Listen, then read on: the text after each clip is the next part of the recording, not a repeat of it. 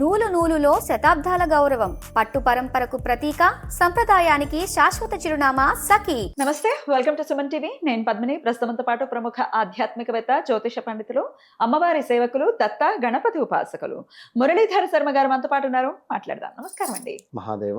మురళి గారు, మనకు ఉన్నటువంటి నవగ్రహాలు కూడా వాటి సంచారం జరుగుతూనే ఉంటుంది. 27 నక్షత్రాల మీద సంచారం జరుగుతూనే ఉంటుంది. అయితే ఈ నవగ్రహాలు కూడా కంఫర్టబుల్ గా ఉండేటటువంటి అంటే ఏ నక్షత్రాల మీద సంచారం చేస్తున్నప్పుడు అవి కంఫర్టబుల్ గా ఉంటాయి, అలాగే అవి మన జన్మజాతకం గనక అయ్యి ఉంటాయి. సే ఇప్పుడు నాకు కుజుడు తన సొంత నక్షత్రమో లేకపోతే తనకి యోగించే నక్షత్రంలో గనక ఉన్నాడు అనుకుంటా, తనకి ఎట్లాంటి రిజల్ట్ ఇస్తాడు అనేది మీ ద్వారా నేను తెలుసుకోవాలనుకుంటున్నా. Super, excellent.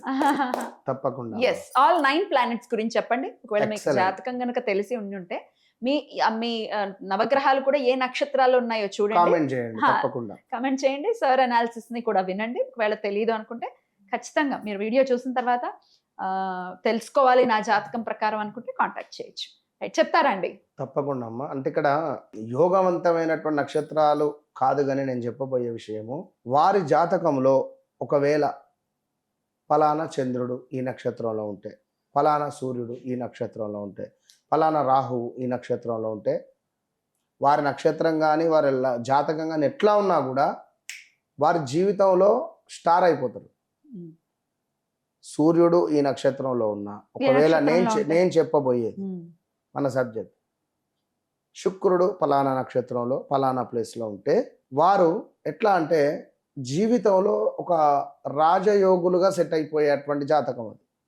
అది ఎవరి వ్యక్తిగత జాతక రీత్యా. అయితే సూర్యుడు ఉత్తరా పాల్గొని నక్షత్రంలో ఉన్న ఎడల ఎవరి జన్మజాతకంలో రాజకీయంలో వారు వద్దన్న ఆ సెక్టార్కు వెళ్ళడం కానీ, ఆ సెక్టార్లో మంచి యోగం ఏర్పడడం కానీ జరుగుతుంది, ఒకవేళ వారి వ్యక్తిగత జాతక రీత్యా. సో మనకు 27 నక్షత్రాలు ఉన్నవి. బట్ గ్రహాలు గనుక నేను చెప్పబోయే విధంగా వారి యొక్క జన్మ చార్ట్లో, ఇప్పుడు ఇంకొకటి ఏమిటంటే గురువు పుష్యమి నక్షత్రంలో వారి యొక్క జననం జరిగినటువంటి సందర్భంలో ఈ యొక్క గురువు గారు పుష్యమి నక్షత్రంలో ఉన్న ఎడల వారి జీవితంలో విపరీతమైనటువంటి రాజయోగం ఏర్పడుతుంది. నేను చెప్పే పాయింట్ అది. పుష్యమి నక్షత్రంలో పుట్టారు లేదా పుష్యమి నక్షత్రంలో గురువు ఉండాలి. ఇక్కడ ఏం జరుగుతుంది అంటే మరీ ముఖ్యంగా కూడా మంచి జ్ఞానం, ఆధ్యాత్మికంగా అద్భుతమైనటువంటి జ్ఞానము, శ్రేయస్సు మరియు దైవానుగ్రహానికి సంబంధించి అటువంటి దాంట్లో ఉండడం కానీ, ఉపాసన చేయాలి అని అనుకునేటువంటి బలం కానీ, అత్యంత పవిత్రమైనటువంటి ఒక స్థానం. ఇప్పుడు ఉదాహరణకు టీటీడీ తిరుపతిలో ఒక అర్చకులుగా స్వామివారి సేవ చేయాలి అంటే వారికి ఎంతో అదృష్టం ఉండాలి. అంతటి అదృష్టంలో ఈ యొక్క గురువు గారు పుష్యమి నక్షత్రంలో ఒకవేళ వారి యొక్క జాతకంలో ఉంటే అంశ తరతరాలుగా వస్తూ ఉంటే, అరే వీడిని పిల్లవాడిని ఇట్లా వేదంలో వేసి ఇట్లా చేద్దాంరా అనే విధంగా వారికి ఆ యోగం కానీ ఆ తేజస్సు కానీ అట్లా వచ్చేస్తుంది. ఇప్పుడు రాబోతోంది గోచారంలో గురువు పుష్యమి మీదకి రాబోతున్నారు అట్లా. సో ఈ టైంలో ఎవరు ఏదైనా జననం మాత్రం మహా అద్భుతం ఈ రాబోయే రోజులలో. కరెక్ట్. సో ఇంకోటి ఏమిటి అంటే బుధుడు. సో ముందు నుంచి చూసుకుందాం. సూర్యుడు మనకు ఉత్తర పాల్గొనిలో ఉన్న ఎడల జననం జరిగినటువంటి వారికి సహజ నాయకత్వ లక్షణాలు ఎక్కువగా ఉంటాయి. అదేవిధంగా ఒక అధికారం కానీ, పేరు ప్రఖ్యాతలు కానీ, కీర్తి కానీ, సమాజంలో ఒక గొప్ప గుర్తింపు కానీ. ఇప్పుడు సీనియర్ ఎన్టీ రామారావు గారు ఉన్నారు, అలా నాగేశ్వరరావు గారు ఉన్నారు, అలా ఒక గుర్తింపు అనేటువంటిది. వీరినే ఎందుకు అంటే ఉదాహరణ తీసుకున్నాను నేను అట్లా. సో అదేవిధంగా చంద్రుడు రోహిణిలో, ఎవరికైతే చంద్రుడు రోహిణిలో ఉంటారో, రోహిణి నక్షత్ర జాతకులు అందరూ వారందరూ అత్యంత అద్భుతంగా, అందంగా, మంచిగా, సుందరంగా కూడా ఉండేటువంటి, దాంతో పాటుగా ఆకర్షణీయమైనటువంటి వ్యక్తిత్వము, ఎదుటి వ్యక్తిని ఆకర్షించేటువంటి వ్యక్తిత్వం కలిగినటువంటిది. అదేవిధంగా ప్రజాదరణ కావచ్చును, ఇంకా సృజనాత్మకత విషయాలలో కావచ్చును, ఇంకా కొంత వారికి లగ్జరీ లైఫ్ అనేటువంటిది అద్భుతంగా ఉంటుందని చెప్పుకోవచ్చు. మూడవది కుజుడు ధనిష్టలో ఉంటే, కుజుడు కనుక ధనిష్ట నక్షత్రంలో ఉన్న ఎడల వీరికి అసాధారణమైనటువంటి ధైర్యము కావచ్చును, అదేవిధంగా సంపదను సృష్టించే సామర్థ్యము, భూ సంబంధిత ఒక రియల్ ఎస్టేట్ రంగంలో ఒక కింగ్ మేకర్గా ఉండేటువంటి పరిస్థితి ఉంటుంది. ఇక అదేవిధంగా ఏదైనా పోటీలు కానీ ఆటలు కానీ అందులో ఎక్కువగా విజయం సాధించే పరిస్థితి ఉంటుంది. ఇప్పుడు అందరూ క్రికెటర్స్ గారే కొందరే అవుతారు.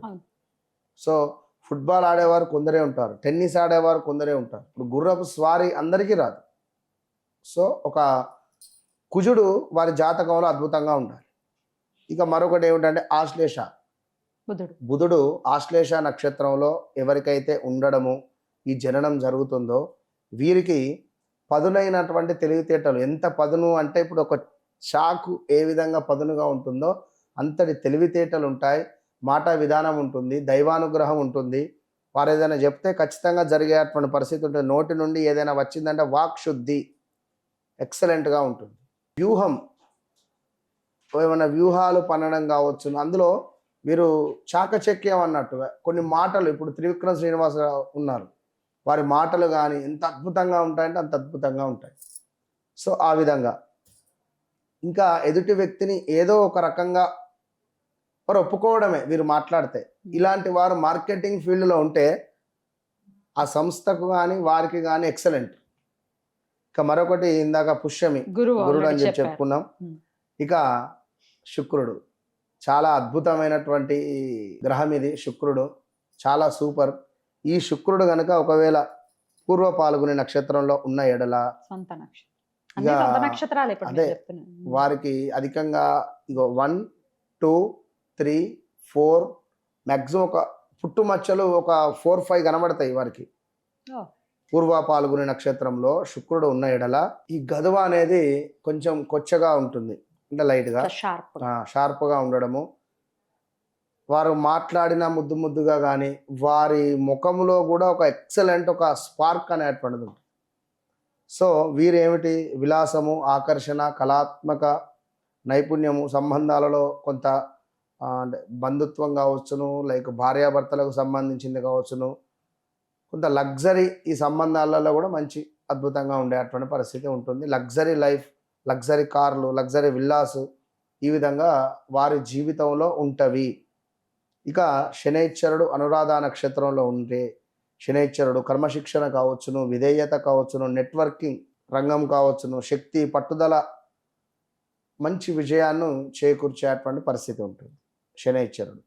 ఇక రాహువు స్వాతిలో ఉంటే మాత్రం స్వాతి నక్షత్రంలో విదేశీ సంబంధాలు రావడం కానీ, వ్యాపార వృద్ధి, అదేవిధంగా స్వాతంత్రంగా వీరు ఎదగాలి అని కానీ స్వాతంత్రంగా వీరు ఎదుగుతారు. ప్రజలపై అపారమైనటువంటి ప్రభావం ఉంటుంది. ఎవరైనా రాజకీయ నాయకులకు రాహువు కనుక స్వాతి నక్షత్రంలో ఉంటే మంచి అద్భుతమైనటువంటి మాస్ ఫాలోయింగ్ అని ఎదుటి వ్యక్తి అంటే ఒక మంచి ఫాలోయింగ్ ఉంటుంది. ఇక కేతువు అశ్విని నక్షత్రంలో ఉన్న ఎడల ఆధ్యాత్మిక బహుమతులు, అంటే ఇప్పుడు ఒక పని చేసాం మనం ఒకరికి, అది సక్సెస్ అయింది, వారు మనకు తిరిగి గిఫ్ట్ ఇవ్వడం, ఆధ్యాత్మికంగా ఒక గురువు గారు నాకు ఈ పని అయింది, ఇగో ఈ బహుమానం స్వీకరించండి, ఇలాంటివి పొందేటువంటి పరిస్థితి ఉంటుంది.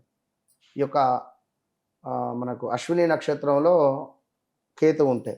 సో అదేవిధంగా వేగవంతమైనటువంటి నిర్ణయాలు కానీ కొంత, అంటే నిర్ణయాలు అంటే ఈ సాధన విషయంలో మంచి అద్భుతమైనటువంటి సాధన ఉంటుంది. సో కొంచెం ఎగుమతి దిగుమతులు ఏవైతే ఉంటాయో దానికి సంబంధించినటువంటి దానిలో మంచి ఇంప్రూవ్మెంట్ అనేటువంటిది ఉంటుంది.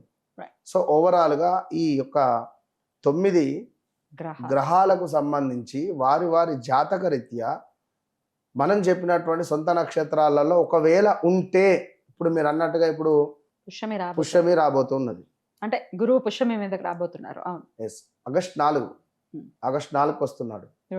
సో ఆ తరుణములో ఎవరైనా సంతానము కలిగితే నిజంగా అదృష్టవంతులు రాబోయే రోజులలో. కనుక వారి వారి జన్మ జాతక రీత్యా ఒకవేళ ఈ నక్షత్రాలు ఉన్నప్పటికీ మిగిలినటువంటి గ్రహాలను కూడా మనం బేస్ చేసుకోవాలి.